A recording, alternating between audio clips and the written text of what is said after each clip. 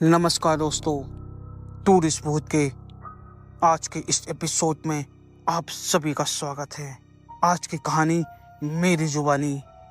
तो चलिए दोस्तों, आज की कहानी स्टार्ट करते हैं। दो दोस्त की कहानी। हम दोस्ती के गाने और मोहब्बत, ये सारी बातें सुनने में कितनी अच्छी लगती है, पर आज जिस दो दोस्त की कहानी मैं आपको सुनाऊंगा, कहीं ऐसा तो नहीं कि इस तरीके का कोई भी दोस्त आपके साथ हो। हर दिन की तरह पुष्कर आज भी डिनर ब्रेक के दौरान अपने ऑफिस की वर्क स्टेशन से अपने रायपुर के करीबी दोस्त निहार से वीडियो चैट कर रहा था। हर दिन की तरह उन दोनों की बातें नॉर्मल हुआ करती थी। आज भी नॉर्मल बात थी और बातों ही बातों में निहार ने पुष्कर से पूछा, यार तेरे बगल में बैठकर जो तेरा यार काम करता है, क्या आज वो ऑफिस नहीं आया? निहार का ये सवाल पुष्कर को बड़ा अटपटा और अजीब लगा। उसने निहार से पूछा, तू किसकी बात कर रहा है? तो निहार ने बताया, वही आदमी जो वाइट शर्ट पहनकर हर दिन तेरे बगल में बैठा रहता है, बड़ी अजीब तरीके से देखता रहता है। यार पता नहीं इतना क्या इंटरेस्ट है उसको हम दोनों की बातों को। पुष्कर ने निहार की बातों को सीरियस नहीं लिया, क्योंकि निहार की बचपन से आदत थी पुष्कर को अजीबो गरीब इधर उधर की बातें सुनाकर डराने की, जिसकी पुकार को अब आदत हो चुकी थी। पुष्कर ने निहार से कहा, यार मजाक बंद कर, बहुत हो गया। लेकिन निहार उल्टे ही उसे आग दिखाते हुए कहता है कि वो इस बार पुष्कर के साथ कोई गंदा मजाक नहीं कर रहा और ना ही उसे डराने की कोशिश कर रहा है। वो असलियत में जानता है कि वो इंसान आखिर कौन है जिसे वो हर दिन पुष्कर के साथ वीडियो चैट करते वक्त दिखता है। निहार ने पुष्कर को उस आदमी का हुलिया भी बताया। भूरे बाल, काली मूछें, रंग गोरा और हाथ में सोने की एक ब्रेसलेट। पुष्कर ने भूत प्रेत की कहानियां बहुत सुनी थी और ये भी सुना था कि आत्माएं हमारे आसपास भटकती रहती है, लेकिन हम शायद उन्हें देख नहीं पाते। पुष्कर जहां बैठा था उसके अगल बगल सिर्फ लड़कियां ही लड़कियां बैठती थी, और अगर निहार ने बताए हुए हुलिये की बात करे तो घुंघराले बाल वाला शायद कोई पुष्कर के ऑफिस में काम करता नहीं था। तो निहार किसकी बातें कर रहा था? पुष्कर के दोस्त निहार ने उसे बताया कि उसके साथ वीडियो चैट में वो एक इंसान को देखता है जो बहुत ही अजीब तरीके से उसे घूरता रहता है। पुष्कर ने बताया कि यार ऐसे कोई भी इंसान उसके अगल बगल नहीं बैठा और ना ही पूरे ऑफिस में है। पुष्कर निहार से बात कर ही रहा था कि अचानक एक जोरदार आवाज ने उसका ध्यान खींच लिया। कमरे की सारी बत्ती गुल हो गई। पुष्कर ने कहा, निहार तू यहीं रुक, मैं 2 मिनट में वापस आया। बाहर जाने पर पता चला कि ट्रांसफार्मर में आग लगने से सारे इलाके की बत्ती गुल हो गई। पुष्कर का कंप्यूटर यूपीएस की बदौलत अब भी चल रहा था। जब अंदर वो वापस आया तो ये देखकर हैरान था कि निहार किसी से हंस हंस कर बातें कर रहा था। पुष्कर ने कहा, अबे तू पागल हो गया है क्या? किससे बातें कर रहा है? निहार ने बताया कि वो उसी आदमी से बातें कर रहा था जिसका जिक्र उसने अभी थोड़ी देर पहले किया था।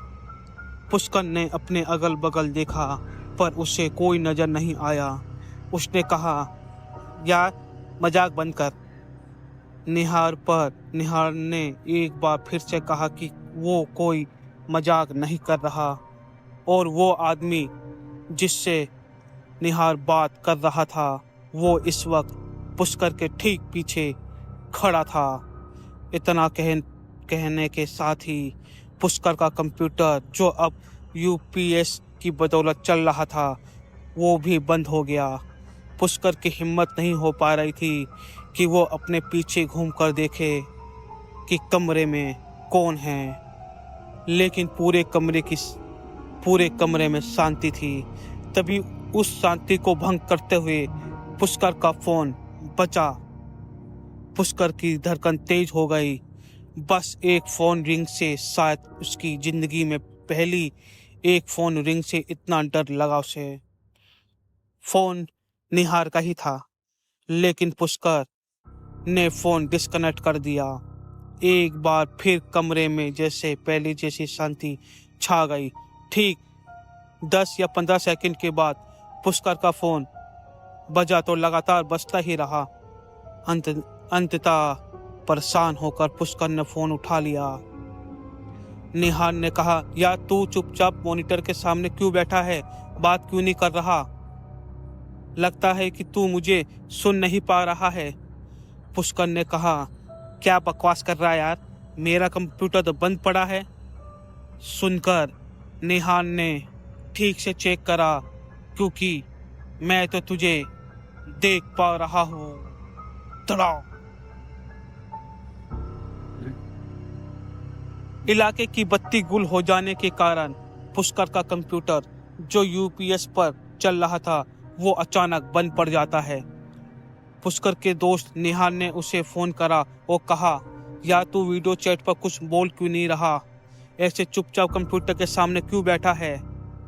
पुष्कर ने बताया कि कंप्यूटर तो बंद पड़ा है, ना बत्ती है और ना ही यूपीएस में बैटरी बैकअप। तू मुझे कैसे देखा? भाई निहार की हंसी छूट पड़ी। उसने कहा, बड़ा आया हीरो बनने वाला। मुझे मालूम है बॉस, अंदर ही अंदर तेरी हालत खराब हो चुकी है। पुष्कर का दिल कमजोर सही, लेकिन अंदर तक वो सहम गया था। जब उसे पता चला कि वीडियो चैट के दौरान उसके रायपुर में रहने वाले दोस्त निहार को हर दिन पुष्कर के बगल में एक ऐसा इंसान दिखाई देता है जो हकीकत में है ही नहीं। उस दिन पुष्कर और अपने ऑफिस में काम नहीं कर पाया। हर रोज की तरह ना ही अपने दोस्तों से मिला और ना ही किसी ढाबे पर बैठकर गपशप मारी। गुड़गांव की कड़कड़ाती ठंड में उसके पसीने छूट रहे थे और वो इस कशमकश वाली परिस्थिति में रायपुर अपनी माँ को फ़ोन लगाता है, किंतु किसी कारणवश उसके फ़ोन का उसे कोई जवाब नहीं मिला।